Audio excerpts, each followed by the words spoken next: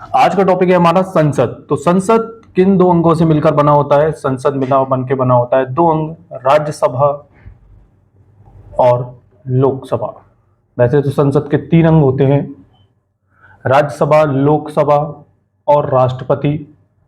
चूंकि राष्ट्रपति हम अलग से पढ़ लिए हैं, अभी हम पढ़ रहे हैं राज्यसभा और लोकसभा। तो यहाँ पे हम टोटल देखेंगे आज की रोज साथ इन दोनों में कितने कितने सदस्य होते हैं, वर्तमान में कितने सदस्य हैं, किन शासित प्रदेशों में राज्यसभा से कितने सदस्य हैं, लोकसभा से कितने सदस्य हैं, है ना। तो आज हम ये देखने वाले हैं इस लेक्चर में। तो राज्यसभा से कुल सदस्य संख्या है, राज्यसभा की कुल सदस्य संख्या कितनी है। सबसे पहले राज्यसभा को बता रहा हूं, तो एक अलग से मैं बना ही लेता हूं राज्यसभा के लिए, ठीक है।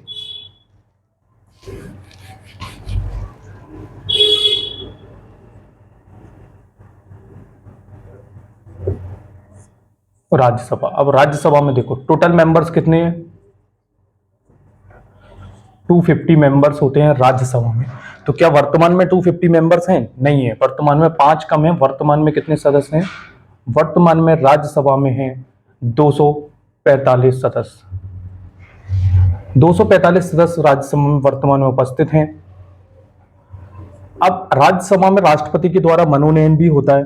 तो राष्ट्रपति राज्यसभा में कितने सदस्यों का मनोनयन करता है? तो मनोनीत कितने होते हैं? 12 सदस्य राज्यसभा में मनोनीत होते हैं। अब ये 245 में से 12 तो मनोनीत हो गए। अब राज्यों से कितने आते हैं? जो स्टेट्स हैं,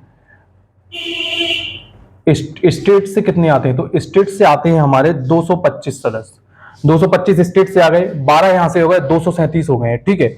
अब हम केंद्र शासित प्रदेशों से देखेंगे राज्यसभा में कितने सदस्य आते हैं। तो केंद्र शासित प्रदेशों में सबसे पहले हम दिल्ली को ले लेते हैं। दिल्ली से राज्यसभा सदस्य आते हैं 3। एक राज्यसभा सदस्य आता है पुदुचेरी से, और एक आता है पुदुचेरी से, और 4 आते हैं जम्मू कश्मीर से, ठीक है। तो 4 जम्मू कश्मीर से, एक पौंडीचेरी से। चंडीगढ़ से कोई भी राज्यसभा सदस्य निर्वाचित नहीं होता है। 250 में से 245 वर्तमान है, 12 मनोनीत किए जाते हैं। 225 स्टेट से आते हैं, 3 दिल्ली से आते हैं, एक पौंडीचेरी से और 4 जम्मू एंड कश्मीर से। तो ये हो गई हमारी राज्यसभा की संरचना, ठीक है। अब लोकसभा की संरचना के बारे में बात कर लेते हैं।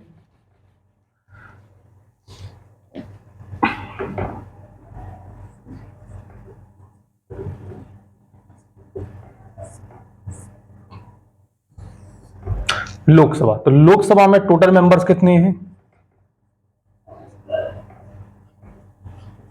550, ठीक है। अच्छा, कोरम किसी को पता है कोरम क्या होता है?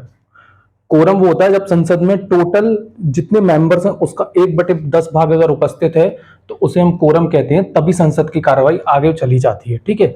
1/, जैसे 550 से लोकसभा में, तो वहां पर 55 मेंबर्स आने चाहिए उस दिन, तभी कार्रवाई चलेगी, अदरवाइज कार्रवाई वहां पर नहीं चलेगी, ठीक है। टोटल के बाद वर्तमान सदस्य आ जाते हैं। वर्तमान सदस्य कितने हैं? लोकसभा में वर्तमान सदस्यों की संख्या है 543। 7 वैकेंट है, ठीक है, 7 सीटें। राज्यों से कितने आते हैं इसमें भी? तो अलग अलग राज्यों से अलग अलग लोकसभा सदस्य आते हैं। जैसे कि हम इधर से ले लेते हैं अपना उत्तर प्रदेश, तो उत्तर प्रदेश से 80 लोकसभा सीटें हैं। मध्य प्रदेश से ले लेते हैं तो 29 लोकसभा सीटें हैं। उसी तरह से अलग अलग राज्यों से अलग अलग नंबर की लोकसभा, मतलब अलग अलग नंबर्स लोकसभा सीट के आते हैं। तो वर्तमान में जो है वो है 524 लोकसभा सदस्य जो है वो राज्यों से आते हैं। इसमें अब देखें सबसे ज्यादा केंद्र शासित प्रदेशों में सबसे ज्यादा कहां से आते हैं? तो सबसे फर्स्ट पर है दिल्ली। दिल्ली से 7 आते हैं। दिल्ली से 7 राज्यसभा सांसद नहीं, 7 लोकसभा सांसद दिल्ली से आते हैं। और राज्यसभा में कितने सदस्य आ रहे थे? दिल्ली से 3 आ रहे थे, और लोकसभा में 7 मेंबर्स आते हैं। अब जम्मू कश्मीर से, जम्मू एंड कश्मीर से 5 मेंबर्स आते हैं लोकसभा में, ठीक है। दामन and Deep and Dadar and Nagar Haveli, Dadar and Nagar Haveli and Daman and दीप, ठीक है।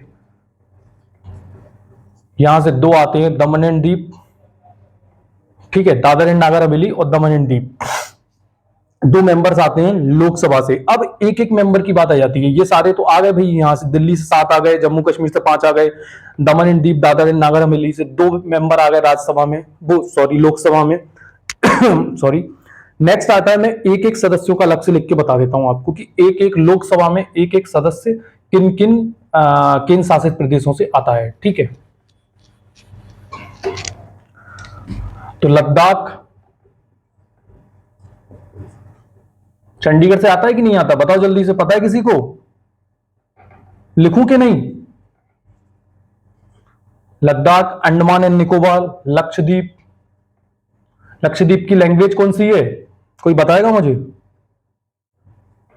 लक्षद्वीप पर मलयालम भाषा बोली जाती है। पुडुचेरी, चंडीगढ़। एक एक लोकसभा सदस्य आता है। लद्दाख, अंडमान एंड निकोबार, लक्षद्वीप, पुडुचेरी और चंडीगढ़, यहां से एक एक लोकसभा सदस्य चुना जाता है। तो ऐसे हमारी लोकसभा और राज्यसभा की जो संरचना है पूरी होती है और इसी के माध्यम से हम ये